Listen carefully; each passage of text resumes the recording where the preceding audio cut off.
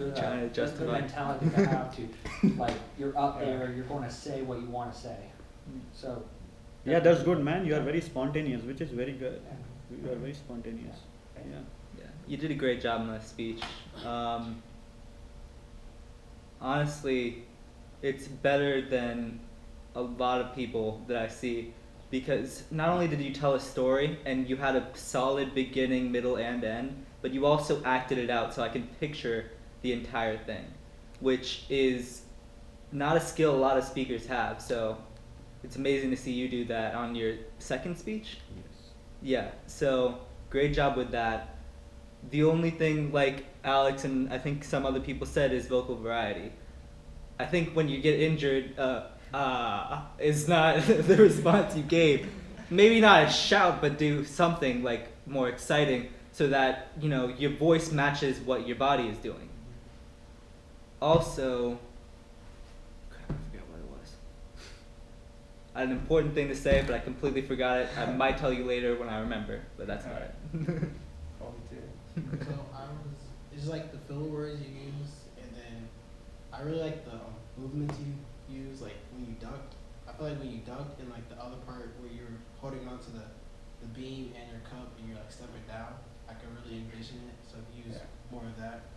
Yeah, I was wearing these bright blue swimming shorts. Yeah. No shirt on, if that helps you. Alright, I just remembered it. I disagree with Alex. No yeah, surprise. this one. No surprise. Not because I like to, but I definitely like to, but because he said you were a bit informal.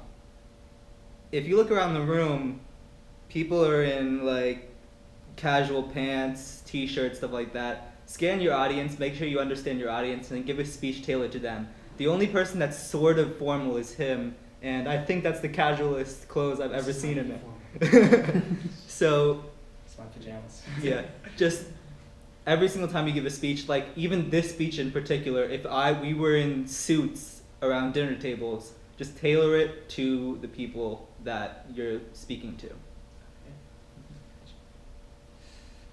I need a question. So what's a really weird, kind of strange habit that you have that you probably shouldn't have? Do you want to go, sir? Okay.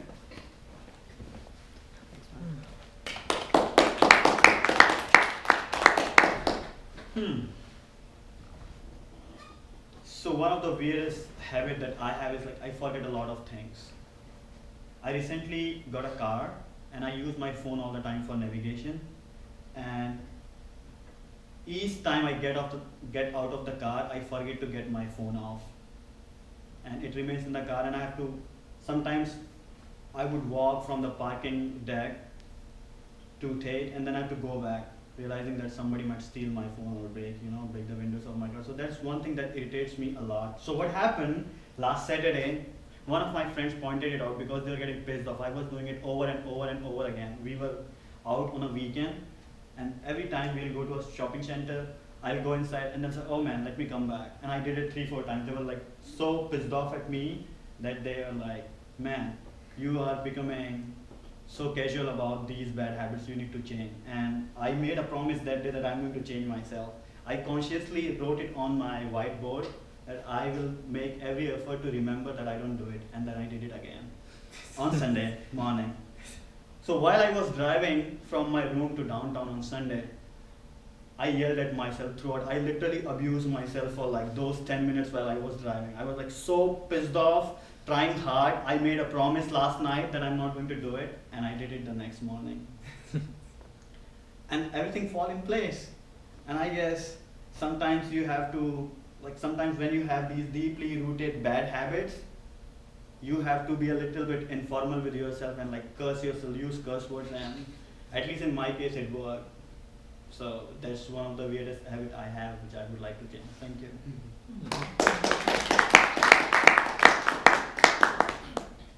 Roasting. Well, the speech was, I feel like the start was like a little bit slow, but then you really picked it up with the story. Mm-hmm. I felt like the part where you said, I wrote on my whiteboard, like to make it stop, I feel like if you used a pause like right after that and Okay. then said, and I did it again, Okay. that would have been like perfect. Oh, okay. Great. Thank you. Well, I think, despite your accent, you're very easy to understand, Thank you. which is a really unique feature in people, especially foreign people. And it's probably just your projection and your enunciation that's so good Mm-hmm. that, like, I knew every word you were saying, Oh. which is insane. Most people, even with me, sometimes people don't know what I'm saying, and I've been here 14 years, Mm-hmm. but you're just like spot on. Mm-hmm. Yeah, so it's really good. Yeah. Thanks, man. All right. Your speech was great. You had, like he said, a slow beginning. You really got into the middle. I had a problem with the end. Okay. You said you wrapped it up super quick and it Yes, had no I know what to transition. say, yeah. I agree. So your ending could use a little bit of work. Other than that, I mean, you always used to say like move around the stage a lot, like have a dynamic appearance on stage. And then I've got shouted down by more experienced Toastmasters that I move too much like a bumblebee. Mm-hmm. So looking at you, I realized like, hey, you can have a dynamic appearance standing in one place and it looks more controlled when you're doing it. Mhm. Like you are a presenter, Okay. not an actor. Mhm. So you had a great speech overall. Thanks, man. And I realized that, so I was basically pacing a lot towards the end because I saw him showing me my basically my 2 minutes were over, so I guess took a lot of time telling my story and I didn't know how to end it, but I need to balance it more. Yeah, So there I agree was with you. there was a speech that I gave. The time limit was supposed to be 3 to 4 minutes. I took 7 minutes, just because you shouldn't let this the timer take away from the quality of your speech. Giving a good speech is all that matters. So that's about it. Okay, thank you. Mhm. Do you want Okay, me to I'll go with Alex. I thought it was solid overall. Okay. If I pick one thing to roast you with, Mm-hmm. it would have to be the filler words. I thought for some reason, because everyone was talking about filler words and the word like, I feel like it stood out a lot. Mm. The like and the run-ons. You said and Okay. to run on a lot of sentences. That stood out a lot. Strengths, there was multiple, like you said, controlled movement, good gestures, good story, came back around, solid. So I heard this and thing a lot. I guess I stretch my statements a lot by instead of taking a pause, I put and then I continue and then I say and. So I'll work on it. It's So I'm too much pause, you're too little. yeah, I'm too much and. Too Too much linkers. All right. I'm going to have to judge you on like a little higher tier because that was a good speech. Mm-hmm. All right. Zach already talked about the organization, the ums and ahs from Alex. I wanted to hear a little bit more vocal variety Mm. because you were you were staying that one tone the whole entire time. Especially, you had a great opportunity when it came time for the yelling Yes, yes. because you could have exploded, going like, "Why am I doing this? Just in line!" Like, you Yes. just had a moment for a Yes. second. And that was a over-exaggerated outburst. Yes. I know, and that might not be your style. But to have a chance to increase your volume was definitely there. Yeah, I missed that chance. I realized that, yeah. Yes. And I think it's a very good point. It would have sounded maybe a little bit more funnier when I was saying it, if I would have done it this way. I also think you should have built up to it though. Okay. So you started off a little bit quieter and then you built up to this moment to where you have to tell yourself and curse yourself Okay. out. Yeah, yeah. Because you said, I did it, I don't think you did it. On the whiteboard, you wrote it out, you did everything. So it also brings a little bit of a sense of, okay, we're reaching to this point, Mm. and then you explode a little bit. Control. Yeah, I'll keep it in mind. Thanks. Yeah, it was a really good speech. Mhm. They given all the critics. I don't know what else to say. They say something bad. That's all I learned. I liked it. Okay. I liked the story. It was really nice, and the way it came back around, like you said, actually. Thank you. Well, I like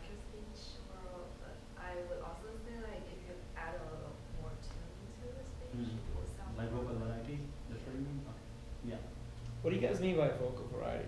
Like, Hey! you say a lot. I Yeah, could like- just be talking like this right here, but then I could add a little bit of variation with my voice. Just not being, it's just like not being monotone. Exactly. Yeah. Yes. Like, Right. Instead of saying, and I yelled at myself, I was very angry and I said, "What the hell, man? Stop it!" Yeah. And then go back. And like, yeah. if I'm angry, I should show I was angry rather than just saying I was angry. And I think it grabs a lot of attention of the audience, which I missed to do today. But everybody should do that. Yeah. Yeah. Thank you. So, who is left? Only you? Okay, I'll keep it simple for you. And this is it your first time speaking here? Second time. Okay. So tell me, when you first walked into the Toastmaster room, what do you call it, hall room? Dungeon Space. What was the kind of feeling that you get with, like, what was your first impression of Toastmasters, and how do you feel today? Have you been able to keep up with your expectation, or it has gone down or gone up with time? So the first experience was what? No, the very first experience that you had Okay. on your very first day to the Toastmasters. Welcome to the stage. Thank you.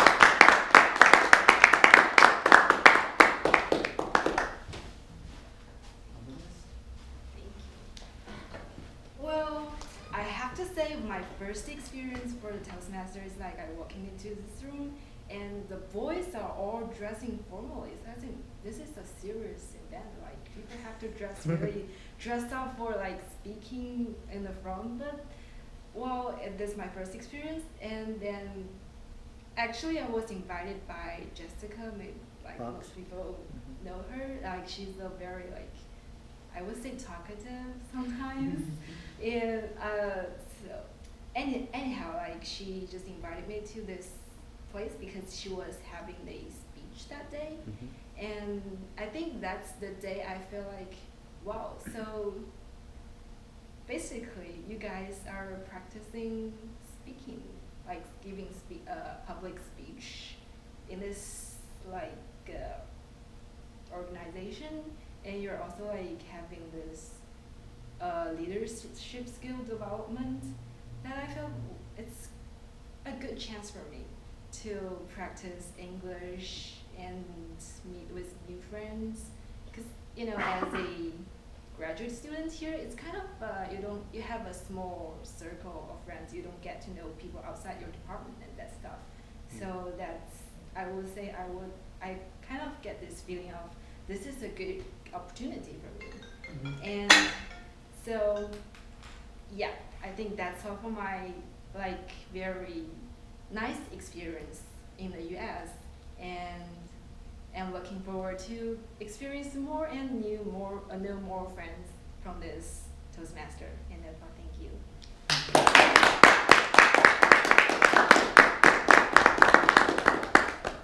Wait, who wants to start first? Or maybe I think she can ask a general question because everybody is done, right? Maybe you can ask a question you have from Toastmasters. She's What do you- roasted. Oh, We're gonna go through the like Oh, yeah, break yeah, it yeah. down. We have to roast her. Oh. We gotta break I'm it so down. sorry. to build it I'm back so up. sorry. It's hard. Sure, stop cheating. Stop. I'm so sorry. I'm so sorry. Sorry? Right. You want to start first? Oh, okay. I liked it. Yes, I relate with your first impression, so I was really like, oh yeah, that was me too. I would say the pauses, because I'm guessing you were trying to figure out how to connect your thoughts or whatever. You could improve on that, but overall, it was a great day. Okay. I remember the last time you spoke up here, and All right. yeah, I was there. Big. Yeah, you had a lot more control over the stage. It didn't seem like you still had that pause over like, am I speaking good English?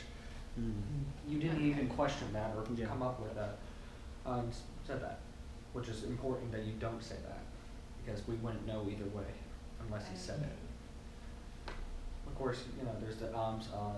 I can see you're nervous a little bit, trying to get through. I'm shaking here. A little bit. that's normal. Hmm. I shook when I was going up there for my first time. Even Alex Matthews probably shook a little bit. I haven't seen him shake in a long time. Not even when it's cold. speech. Not even when it's cold.